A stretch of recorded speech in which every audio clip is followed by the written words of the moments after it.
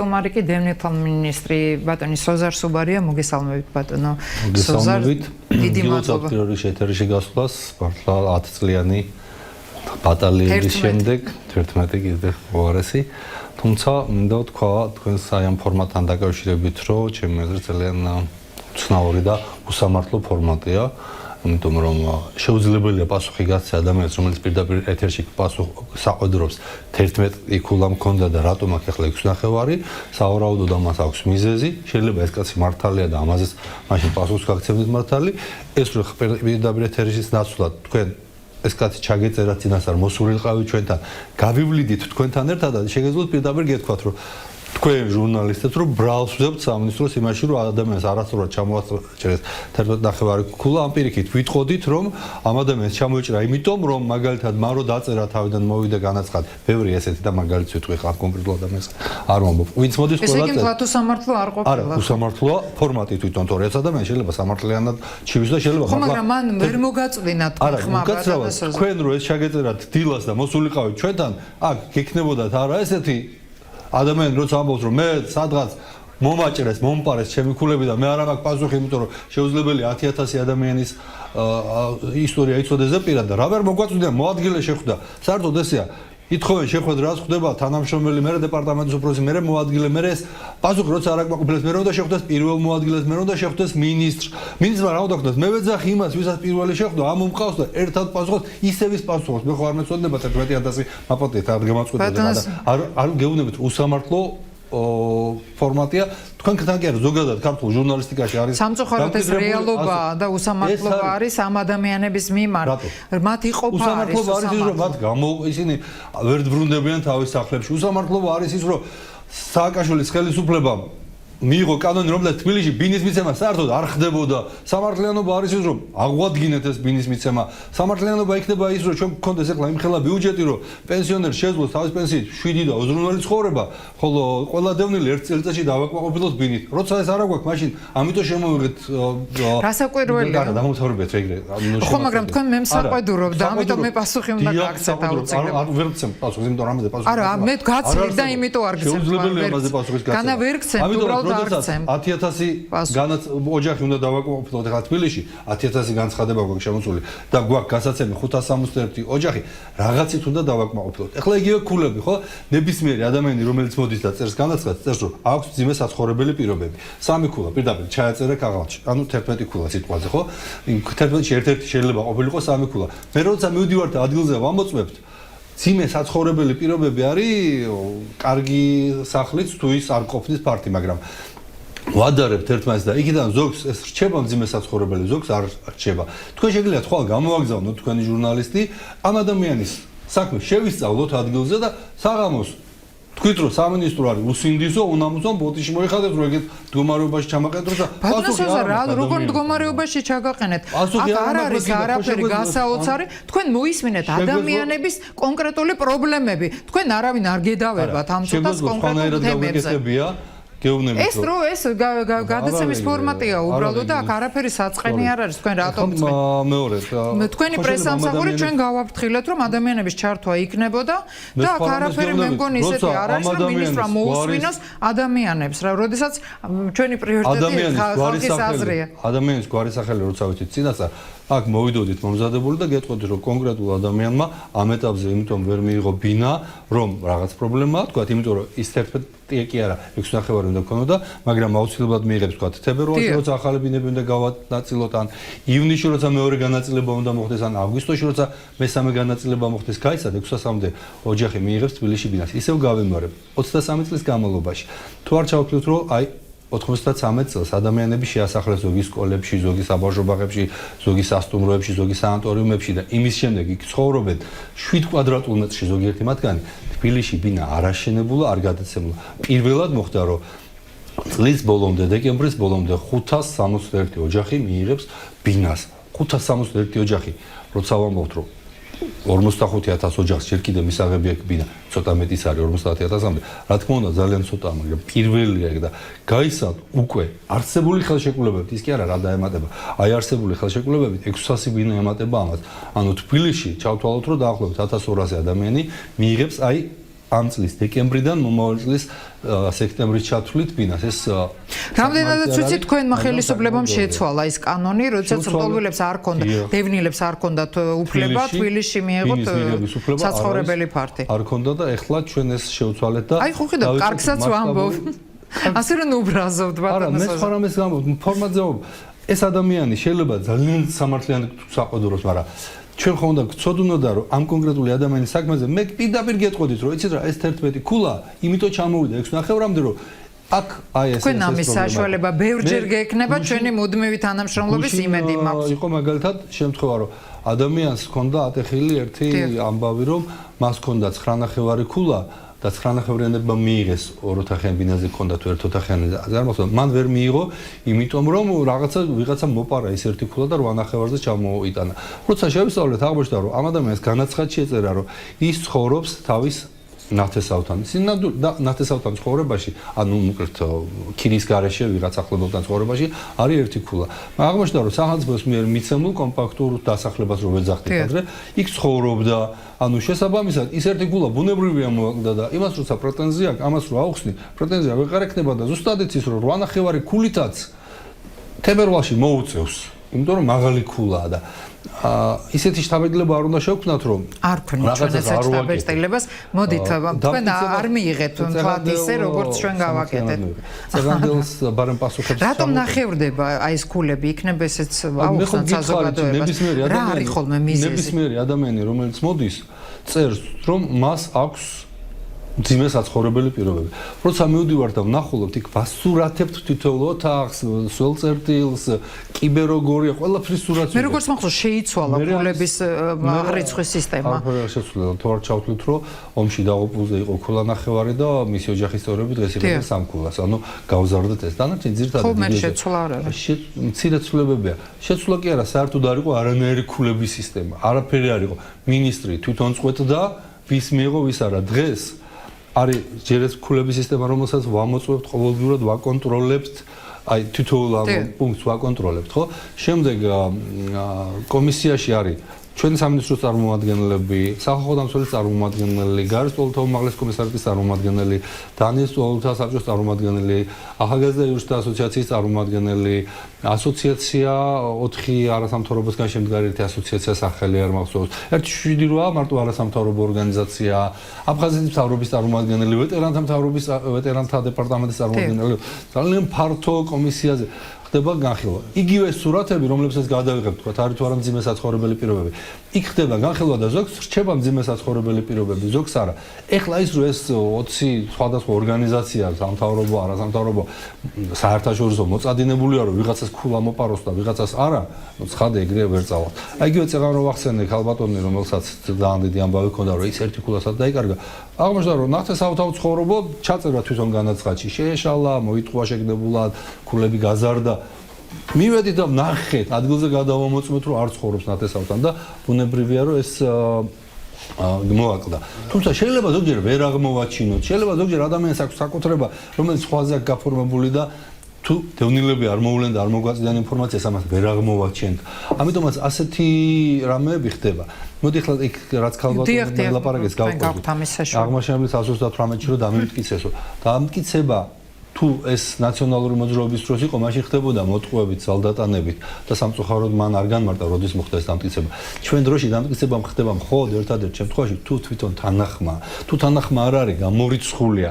ვეუბნებით, რომ შენ არ მოგწონს ეს ბინა, შეგიძლია ჩადგე რიგში, ვიღაცა მიიღებს 3 თვეში, ვიღაცა მიიღებს 3 წელიწადში. ხელი მოაწერინეს მოტყუებით, მე როგორც გავიგე, რასაც ხო, ეს ვერ მოხდებოდა ჩვენ დროში, ამიტომ მინდოდა ამის ისა რომ ეს გამორიცხულია მომხდარიყო ბოლოს 3 წელიწადში ეს ხდებოდა მხოლოდ და მხოლოდ ნაციონალური მოძრაობის პერიოდში და დღეს ბევრი ადამიანი მოდის ესეთ საჩივრის სამწუხაროდ მე მოკლებული ვარ შესაძლებლობას რომ ეს გაბალკუნი ერთადერთი სასამართლოში უნდა წავიდეს და ეგ უნდა დაამტკიცოს რომ ძალად დატანებით, მოტყუებით ან რაღაცით მოხდა ამ ბინის დამტკიცება. წინამდელ შემთხვევაში ის ახალ ბინას ვერ მიიღებს. ეს ერთი. მეორე, ადამიანმა მიიღო ბინა ან დაემტკიცა ერთოთახიანი ვთქვათ, ამასობაში შვილი გაიზარდა, ცოლი მოიყვანა, შვილები გაეზარდა. რას შვებით ამ შემთხვევაში ასეთი კითხვა? 23 წელი გავიდა, მთელი თაობები, მაგრამ ზუსტად ესეთი 23 წელი გავიდა იმ თბილისელისთვის და ზოგისთვის 50-იც, რომელმაც მიიღო ბინა თბილისში კომუნისტების პერიოდში. შეეძინა შვილიშვილები ცხოვრობს ისევ იმ ერთ ოთახიანში. დევნილი რაჟამსაც მიიღებს ბინას იმ წუთიდან ისეთსავე პირობებშია სახელმწიფოს მხრიდან, როგორც თბილისელი, ზუგდიდელი, ქუთაისელი, რომელიც ასეთსავე ერთ ოთახიანში, ორ ოთახიანში ან ხუთ ოთახიანში ცხოვრობს. როცა მრავლდება, მას შეუძლია იყიდოს ბინა ან რაღაც სხვა რამეთთან სოფელში წავიდეს, მაგრამ სახელმწიფო ერთადერთი სახელმწიფო, რომელიც ასე რაც თაობები იზარდებოდა და აძლევდა ბინებს, იყო საბჭოთა კავშირი, დღეს ის სახელმწიფო არ არსებობს. ის სახელმწიფო საკეთებს აძლევდა ბინას თქვა თბილისში, მოსკოვში, ლენინგრადში, მაგრამ არა სოფელში, არა ჩხოროწყუში და არა სვანეთში. ხო, ყველა ადამიანი თვითონ აშენებდა ბინას. დევნილიც უნდა ჩავთვალოთ, რომ დევნილი რაც ამ სახელმწიფოდან ბინას მიიღებს, ერთადერთი ნიშნით რჩება განსხვავებული დანარჩენი საზოგადოების დანარჩენი წევრისგან, რომ მას აქვს დაბრუნების უფლება და აუცილებლად დაბრუნდება. სხვა მხრივ ის არის აბსოლუტურად ისეთივე მოქალაქე, ისეთივე ადამიანი, როგორც ნებისმიერი სხვა. როცა იმრავლდება, იზრდება ოჯახის წევრთა რაოდენობა, ღმერთმა გაამრავლოს ყველა. ზუსტად ისეთსავე მდგომარეობაში არის ის, როგორც თბილისელი, ქუთაისელი ან ზუგდიდელი, რომელიც ასევე მრავლდება და ეზრდება შვილები და იმათ ცალკე ბინები სჭირდება და განსხვავებული მიდგომა დევნილის მიმართ არ იქნება. პირიქით, ჩვენ მუშაობთ იმაზე, რომ მაქსიმალურად მოხდეს ინტეგრაცია და ეს განსხვავება ნიველირდეს, გაქრეს და ერთადერთ რამეში დარჩეს დევნილი განსხვავებულად, ეს არის დაბრუნების უფლება საკუთარ სახლში. ბატონო საზარო, 45 ლარი არის დევნილთა შემწეობა. თქვენ როგორ ფიქრობთ, არის თუ არა ეს საკმარისი? ეს რა თქმა უნდა რიტორიკული შეკითხვა უფროა, მაგრამ შეკითხვა არის უფრო სხვა.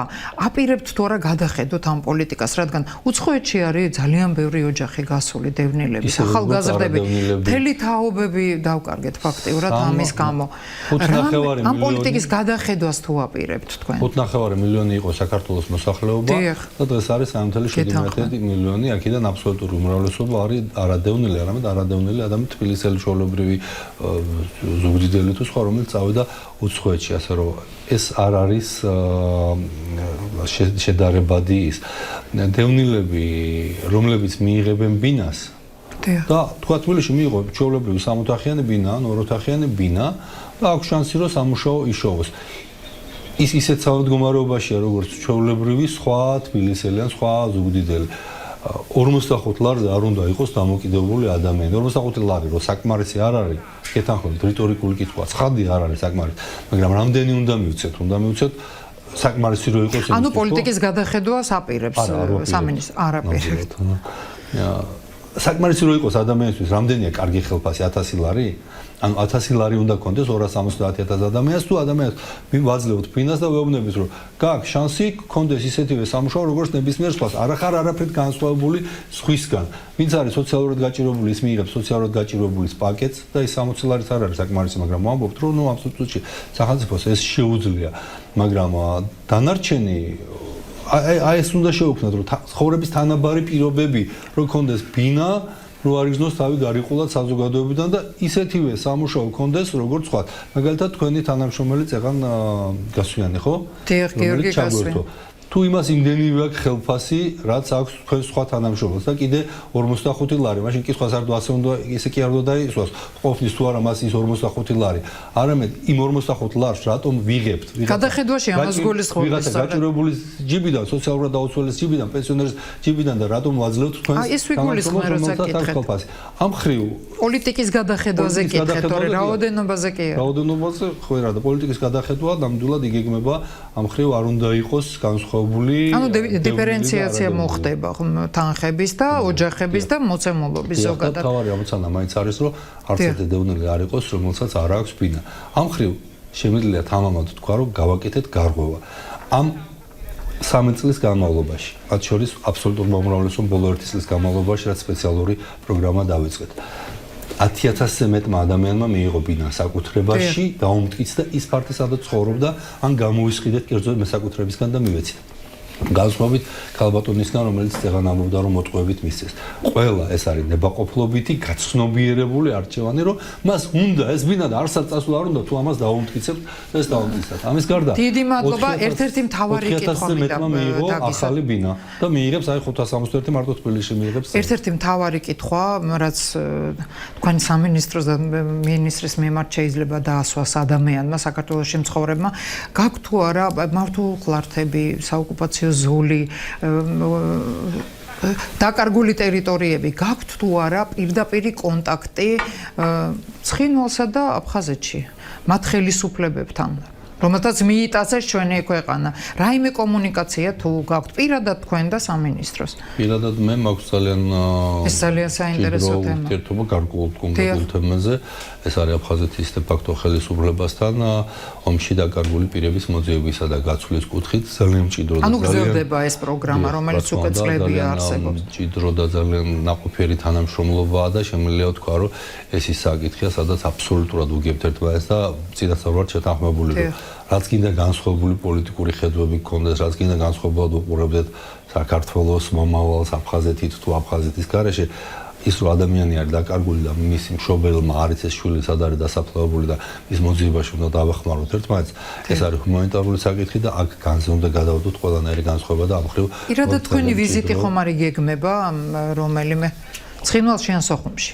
არა მსგავსი რამე ნამდვილად არა. ანუ პირადი კონტაქტები არ გაქვთ? პირადი კონტაქტები გვაქვს, აი მაგალითად ერთ კვირაში თქვენ გულისხმობ. ხო, ორ კვირაში მივდივართ აფხაზეთში, უკაცრავად ერევანში, სადაც აფხაზეთის de facto ხელისუფლების ანუ სხვა ტერიტორიაზე არის. გვაქვს ურთიერთობა წელიწადში ორჯერ არის შეხვედრა უმაღლეს დონეზე და არჩეული ქალაქები ერევანი და სტამბული, წელიწადში ორჯერ ამის ზემოთ არის შეხვედრები სამუშაო ჯგუფების დონეზე, რომელიც უკვე ჩვენს ტერიტორიაზე, ანუ ხან ენგურს გადმოღმა, ხან ენგურს გაღმა, მაგრამ ან წელიწადში ერთი აქეთ, ერთი იქით, მაგრამ ეს არის პირდაპირი კონტაქტი, სწორედ ჩამოდიან ან ჩვენ ჩავდივართ ენგურს გადაღმა, აი იქ არის სამუშაო შეხვედრები.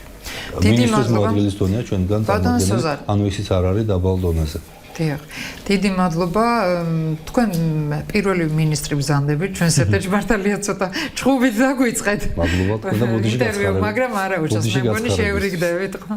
და ხართ ჟურნალისტი, აი თითქოს რაღაც სიმბოლური არის ეს ამბავიც, რომ პირველი მინისტრი ჟურნალისტი მოვიდა ჩვენთან.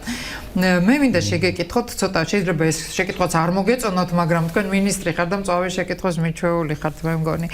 ქრონიკა პლუსმა გამოაქვეყნა თქვენთან დაკავშირებით ინფორმაცია, რომ ბრძანდებოდეთ შვეიცარიაში, სადაც მიმდინარეობს მოლაპარაკება კოტე გოგელიასთან. კოტე გოგელია მაესტროს მფლობელია, ვიცი საზოგადოება ამის შესახებ, ერთ-ერთი მფლობელი და თქვენ ბრძანდებოდით მოლაპარაკებაზე, ერთგვარი შუამავლის როლი გქონდათ მასა და ბიძინა ივანიშვილს შორის მაესტროსთან დაკავშირებით. ადასტურებთ თუ არა აი ამ შეხვედრის შესახებ და ზოგადად ამ თემას ადასტურებთ თუ არა, არის ეს რეალური? ძალიან არასერიოზული თემაა და დიდი ტყუილი, ამიტომ უბრალოდ აზრი არ ცხადია, მაგრამ არც ვიცი რა გიპასუხოთ, იმიტომ რომ რაღაცა ისე გამოდის, რაღაცა ყველანაირ სისხლზე კომენტარს აკეთებ და მე გამოდის რაღაცა მითები იქნება, არ აკეთებ კომენტარს და ესე იგი რაღაც სიმართლე. კოტე გოგელია ჩემი მეგობარია. დიახ. მაკა ასათიანი ჩემი მეგობარია. ჩვენ ჟურნალისტები ვართ და ვალდებული ვართ გადავამოწყოთ. მაგრამ მარტივს კითხვით შვეიცარიაში ვიყავი იმის გამო, რომ იქ იყო გაროს პოლთა უმაღლესი კომისარიატის ამასრულებელი კომიტეტის 65 ყრილობა და საქართველოს წელს გახდა ამასრულებელი კომიტეტის მუდმივი წევრი. კოტე გოგელია და მისი მეუღლე დიდი ხანია გადავიდნენ საცხოვრებლად შვეიცარიაში ცხოვრობდნენ, უბრალოდ ავტორს ინფორმაცია დაუძოლდა და ესპანეთში ცხოვრობენ ძალიან დიდი ხანია. მე მაცახში ნამყოფი ვარ შვეიცარიაში, მაგათ მაშინ ჟენევასთან ეს არაფერი კუშუაში არ არის.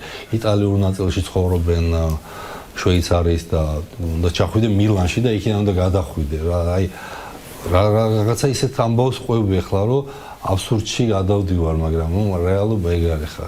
რომც ყოფილიყო ვთქვათ რა, ეგ სიტუაციაზე, მაგრამ არა, უბრალოდ შეკითხვა გაჩნდა. აბსურდია. რუსთავიორის მოვლენები არის ახლა ყველაზე ცხარე მოვლენები და ამის ფონზე უბრალოდ თქვენს მიმართ არის ეს შეკითხვა. აქტუალურია და ინტერესი არის საზოგადოების. თავი არის სხვა რამე არის მნიშვნელოვანი. მნიშვნელოვანი არის ის რა საუბრებიც მოვისმინეთ, როგორ ურეკავს ყოფილ პროკურორს და მისი გუნდის წევრს. ეგრეთ წოდებული უკრაინული ვიკილიკსი.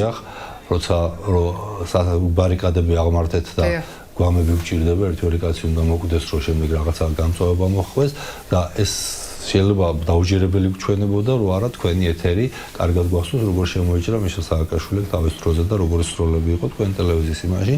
მე ერთ-ერთ ინტერვიუში თქვენს ჟურნალისტთან რამდენიმე დღეში მე უცებად მინდოდა მეკითხა. მოვიხადე და ახლა კიდე ერთხელ გავემეორებ, რომ დიახ, მაშინ მე ვერ გამოვიჩინე საკმარისი პრინციპულობა და სიმტკიცე, როგორც უფლებადამცველი. მაგრამ ვიყავ მაშინ სახალხო დამცველი, ვიყავ ერთი ასეთი აქტივისტი უფლებადაცვის. თუ ვერ გამოვიჩინე საკმარისი სიმტკიცე, სწორედ იმის გამო, რომ მე რაღაცნაირად მხარე ვიყავი, შინ ეს მოვეკეცე ამ კამპანიის იმის ქვეშ, რომ ოლიგარქები რაღაცა და მაშინდელი ნაციონალური მოძრაობის მიმართ უფრო სიმპათიით იყავით თქვენ. უფრო სწორედ მათი აქტივისტი ერთ-ერთი. მათი აქტივისტი ნამდვილად არ ყოფილა. პარტიას არ არის, მაგრამ რეალურად მხარს უჭერდი ერთ რამეს, მხარს უჭერდი იმას, რომ ის რაც იყო შევარდნაძის ეპოქა 14 ლარი პენსია, რომელიც და მანამდე 7 ლარი იყო და გაყინული იყო 8 თვის განმავლობაში იმასაც. ბევრი ადამიანი იყო ამ აზრზე მაშინ. შეუძლებელი იყო ის არ შეცვლილიყო რა და ცვლილება კიდე ეს კაცი სააკაშვილი ჩაუდგა მაშინ სათავეში და რაღაცნაირად ის რომ ის ლაპარაკობდა დასავლურ იდეებზე, ის რომ ის ლაპარაკობდა დემოკრატიაზე, ადამიანის უფლებებზე, კორუფციასთან ბრძოლაზე, ბუნებრივი ახდენდა გავლენას, მაგრამ სამწუხარო ის კი არ არის რომ მაშინ ბევრი ვიღაცა მოექცა კლიშეების თვალის ქვეშ. სამწუხარო ის არის ბევრი ჩვენი დასავლელი მეგობარი დღემდე რო ვერ გამოვიდა ამ კლიშეებიდან, დღეს როცა ნათლად ჩანს და ზედაპირზე დევს რაც წარმოადგენდა ეს ადამიანი. ბატონო სოზარ, ნაციონალურმა მოძრაობამ მაშინ გაიმარჯვა, მაგრამ როგორც აღმოჩნდა მათ ვერ გააკეთეს ის, რასაც მათგან ხალხი ელოდა. ქართულმა ოცნებამ გაიმარჯვა შემდეგ. თქვენ გააკეთეთ ის, რასაც ელოდა ხალხი თქვენგან. თქვენ თვითონ რასაც ელოდით, ბევრის გაკეთება გინდოდა, ძალიან ბევრი პირობები იყო. შესრულდა თუ არა, თქვენ როგორ თვლით? შეასრულეთ ის პირობები, რაც გაეცეთ ხალხს. ეს ბოლო შეკითხვა და ამის შემდეგ ერთი პატარა შეკითხვა დამრჩა და დაგემშვიდობებით. ხალხი ყოველთვის ელოდება რას? ელოდება რომ ეკონომიკურად ვიქნებით შვეიცარია, ყველა ელოდება რომ ძალიან მალე აღდგება ტერიტორიული მთლიანობა, როცა ტერიტორიული მთლიანობა აღდგება, მერე ის დაიწყება ფიქრი ნიკოფსიდან და რუბანდამდე საქართველოს როდეს გვექნება. ეს სუდი არ არის ზოგადად. არაჩვეულებრივი. მაგრამ ცხადია ასეთი მოლოდინები ვერ შესრულდება, მაგრამ თუ ლაპარაკია იმაზე, რომ აღდგა თუ არა სამართლიანობა, ხო, ერთ-ერთი დაპირება.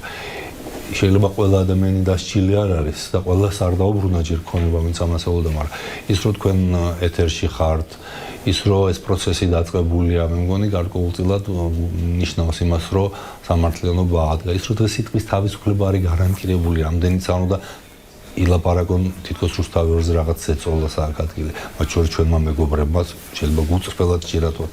მსგავსი რამე რო არ არის და ის რო დღეს სიტყვის თავისუფლება, ის რო დღეს სასამართლო თავისუფალია. ანუ თქვენ მაყოფილი ხართ მედიის მიმართულებით. ის რომ სააკაშვილის ხელისუფლებას ჰქონდა ესეთი ფსევდო, მაგრამ აი ეს პოზიცია, რომ ის არის ლიბერტარიანული მთავრობა და დაახლოებით ესეთი, ვინც ძლიერია იმუშაოს და გადარჩეს, ვინც სუსტია მოკვდეს და დღეს გლური კანონები ეგრეთ წოდება. ჩვენი ბიუჯეტის დიდი ნაწილი მიდის სწორედ პენსიაზე, ჯანდაცვაზე, მესამედი არის ერთი სამინისტრო. თუმცა ლარით ბენზინის კლება, იაფი ფული და სხვა შეპირებები შეპირებად დარჩა სამწუხაროდ. იაფი ფული არ დარჩენილა შეპირებად, იაფი ფული ეს არის რომ ნებისმიერ ადამიანს, რომელიც დაწერს კარგ ბიზნეს წინადადებას, სახელმწიფო ეხმარება, აფინანსებს პრაქტიკულად უპროცენტო ფულით. ის რომ კარგი ბიზნეს წინადადების დაწერა ჯერ ჩვენ არ შეგვიძლია და არ ვიცით, ეს არ არის სახელმწიფოს ბრალი, ეხლა თუ ძალიან შორს წავალთ, ეგრე ამერიკის ბიუჯეტს არ ქმნის ამერიკის მთავრობა, ქმნის ვთქვათ iPhone-ი შექმნა. ბიზნესმენები რა, ბილ გეიტსი, ვიღაცა ისინი არიან Microsoft-ი ადამიანები, რომლებიც ქმნიან მილიარდიან ბიუჯეტებს, ასაქმებენ ათეულობით და ასეულობით ათას ადამიანს. ამისთვის ყველა პირობა არის იქ შექმნილი, ხო? იგივე პირობები დღეს მე თამამად შემიძლია თქვა, რომ საქართველოში ბიზნესის განვითარებისთვის არის პირობები შექმნილი, თუმცა იმისთვის, რომ ამის გამოყენება შეუძლოთ, ამას ბევრი შრომა გვჭირდება, ბევრი დრო სჭირდება და ამას თავრობა ვერ გააკეთებს. ეს თვითონმა ჩვენთაგანმა უნდა გავაკეთოთ და გავაკეთოთ ერთობლივად მართლა Microsoft-ი, ერთ-ერთი ბიზნესმენი დღეს ვერ იტყვის რომ მასზე არის ზეწოლა, რაღაცა არასწორი დევნა და ასე შემდეგ, თუ არ არის ძალიან ანგაჟირებული და ყოფილი ხელისუფლების ადეპტი. ასე რომ ძალიან დიდი მადლობა და CF-თან დაკავშირებით მინდა შეგეკითხოთ. ქართული ოცნება ალბათ აპირებს მონაწილეობის მიღებას კიდევ არჩევნებში. არა მხოლოდ, არამედ მოგებასაც. მოგებასაც აპირებს. პირველი ათეული როგორ კომპლექტდება თქვენ თუ ნამდვილად და თქვენ ხომ არ იქნებით ერთ-ერთი ათეულის იმაზე ლაპარაკი როგორ იქნება და ადრე როგორ არის ერთ წელიღა დარჩა ვინ იქნება ხა ათეულები არ კომპლექტდება ეხლა ამ წუთში ძალიან აქტიურად მიდის პარტიის რეორგანიზაცია არ არის დასამალი რომ გარკვეული პრობლემები პარტიის აქტიურობაში იყო ამ წლების განმავლობაში და ეხლა მიდის ეს რეორგანიზაცია ძალიან სწრაფი ტემპით ანუ დამოუკიდებლად აპირებს ქართული ოცნება უკვე ალიანსის კოალიციის გარეშე კოალიციასთან შექმნა ერთად ბუნებრივია მაგრამ კოალიცია მაშინ არის ძლიერი როცა მასში შემოვალი ერთეულები არიან ჯერ თუ არის ცნობილი რა ერთეულები იქნებიან ანუ გადახალისება როგორ ხდება კონკრეტული პიროვნებები გამოაკლდებიან თუ მთლიანად პარტია ამ წუთში პარტიების გამოკლებაზე არ არის ლაპარაკი კოალიცია ჯერჯერობით არის ერთიანი ხა ხალ თუ ვინმე გადაწყვეტს რომ აღარ იყოს კოალიციასთან ეს მათი არჩევნია ბუნებრივია მაგრამ